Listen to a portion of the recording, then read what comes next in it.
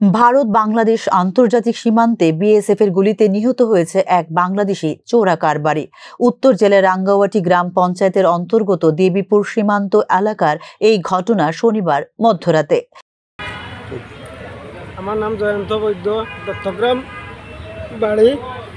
আমার ছোট ভাই কালকে আসরের বাজারও গেছে, বাজারও যাওয়ার পরে আর সে আবার বাড়িতে আর ফিরিয়ে আসছে না।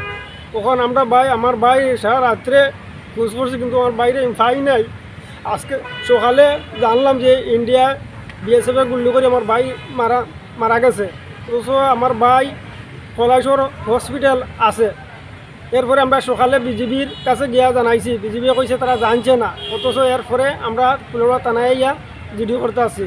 তো এইটাই আমার আবেদন যে যত দ্রুত আমার বাইটারে যেন আমার হাতে পৌঁছানোর চেষ্টা আপনারা করেন। যেন আমি সরকারের কাছে জানাইতেছি যে আমার বাই লাশটা যেন অতি তাড়াতাড়ি যেন আমার বাই লাশটা যেন আমি বাংলাদেশও পাই। নিহত ব্যক্তির নাম প্রদীপ দেব, যিনি বাংলাদেশের কুমিল্লা জেলার নিশ্চিন্তপুর গ্রামের বাসিন্দা বলে জানিয়েছে পুলিশ।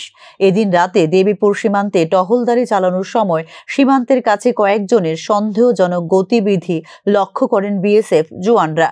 এরপর সন্দেহভাজনদের থামতে এবং আত্মসমর্পণ করতে বলা হলে বিএসএফ জওয়ানদের উপর হামলার চেষ্টা করে তারা।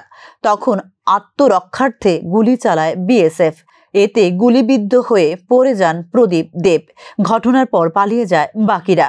পরে গুলিবিদ্ধ অবস্থায় প্রদীপ দেবকে উদ্ধার করে দ্রুত ঊনকোটি জেলা হাসপাতালে নিয়ে যাওয়া হলে তাকে মৃত বলে ঘোষণা করেন কর্তব্যরত চিকিৎসক।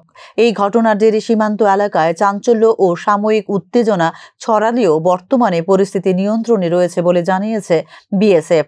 তবে যৌথভাবে বিষয়টি খতিয়ে দেখছে স্থানীয় প্রশাসন এবং বিএসএফ। সীমান্তে চোরাচালান রোধে নিরাপত্তা জোরদার করা হয়েছে বলেও জানিয়েছে BSF. Bureau report, news now.